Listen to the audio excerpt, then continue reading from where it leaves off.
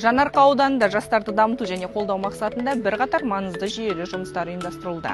Биыл мына Жаңарқа кентінде аула спортын, дала спортын дамыту мақсатында жастарға осындай футбол алаңдарын салу жұмыстары жүргізіліп жатыр.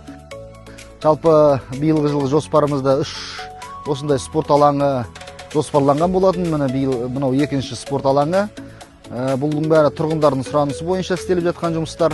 Былтырғы жылы, өткен жылы 2025 жылы екі жерге балалар осындай футбол алаңы орнатылған болатын. Биыл міне 3 жерге орнатып жатырмыз.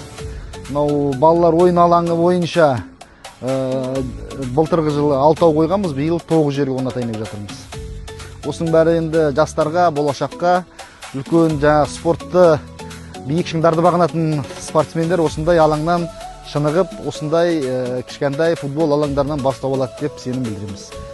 Және де жастарды бос уақытын осы спортпен қамтуға, спортқа баулуға алдағы уақытта Жаңарқа кентімізде Жамбыл көшесінде осындай бір алаң және Қоңырбай Асанов көшесінде бір алаң ашылатын болады.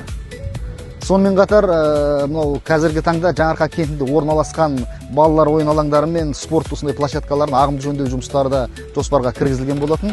Бұл енді ең бірінші тұрғындардың сұранысы бойынша Әбіл Байбосынов көшесінде осыдан 10 жыл бұрын салынған тура осындай спорт алаңы мен футбол алаңына ағымды жөндеу жұмыстары жүргізіледі. Ағымды жөндеу жұмысы барысында газон толықтай басталып, жарық шамдары жаңадан қойылатын болады.